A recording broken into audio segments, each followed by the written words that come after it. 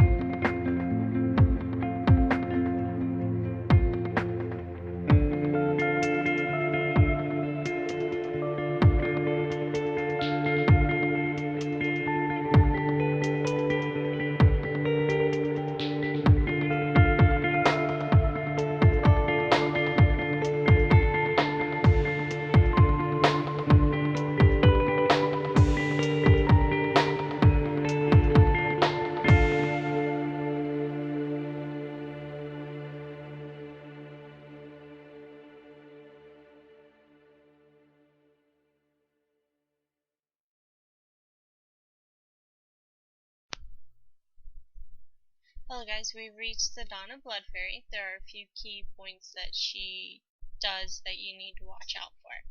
First, don't stand the falling swords that are marked by the purple swirls.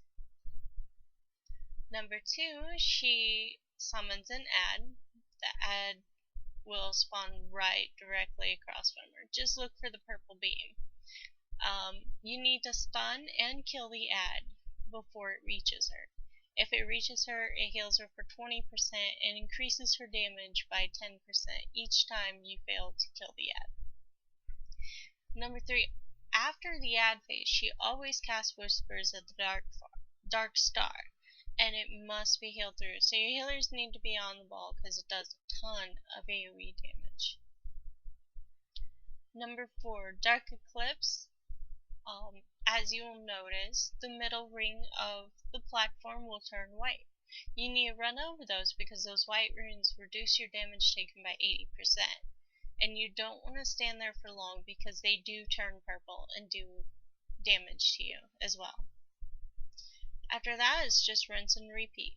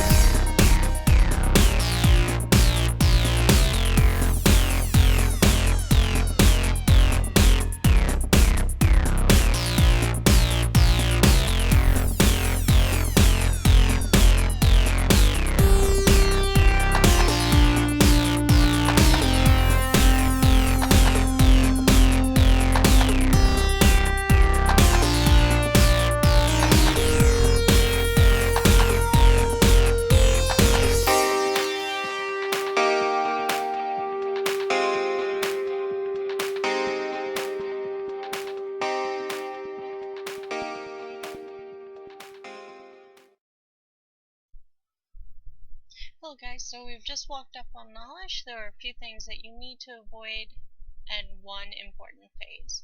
So 1, stay out of the swirling vortex that he'll spawn here in a minute. 2, there are graves all around the room that usually tanks will take out beforehand, before pulling the boss.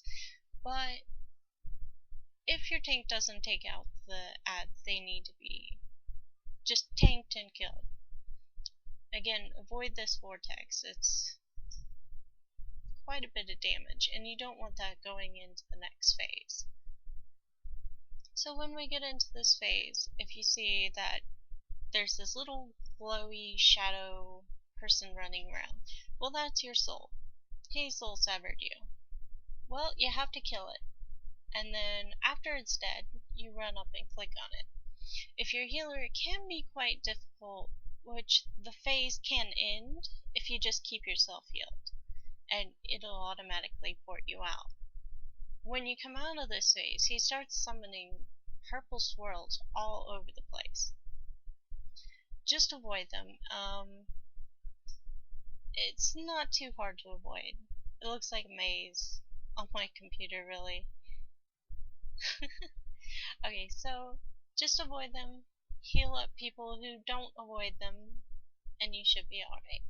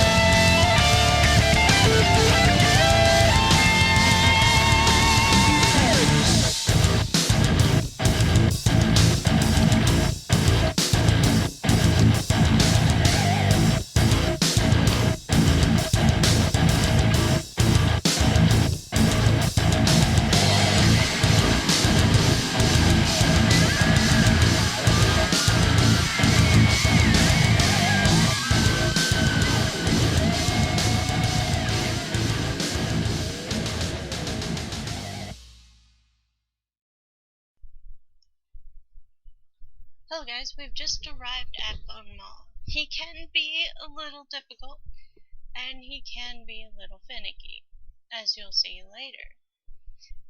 First of all, he'll throw out puddles of arms. You don't want to stand in those right away, and they're to be saved for the inhale phase, which they become really handy. Number 2, avoid the body slam. It will knock you off the platform. Getting back up on the platform is pretty difficult. Number 3, during inhale, you'll want to run in front of the arms. Don't stand in the arm puddles because they do a ton of damage and your healer will be running as well. So just use them for backup so you don't get pulled into the worm. If you get pulled into the worm, he eats you, you're dead. If you survive somehow, you'll have to find your way up, and it's pretty difficult. Number 4, he's gonna summon ads. There'll be 2 ads, and they'll all body slam at once. So on the left and right side of the platform are safe spots. You need to stand there. Otherwise, he'll reset, which he did. And DPS need to kill these ads, get back on the boss, and everything's rinse and repeat.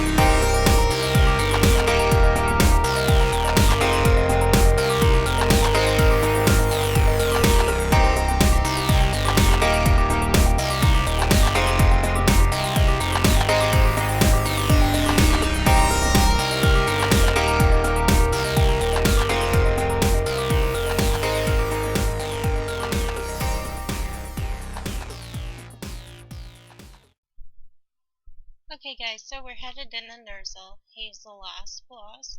And I like to call him the group killer because every time we get over here, the group disbands.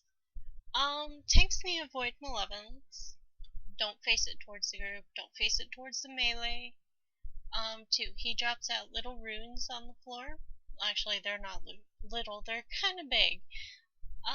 Keep them away from the group. Even at 60 yards, these runes hit really, really hard.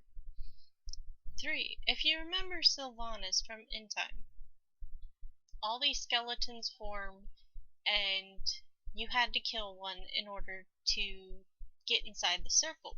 Well, this is the same concept. You kill a skeleton and it frees up a path to run.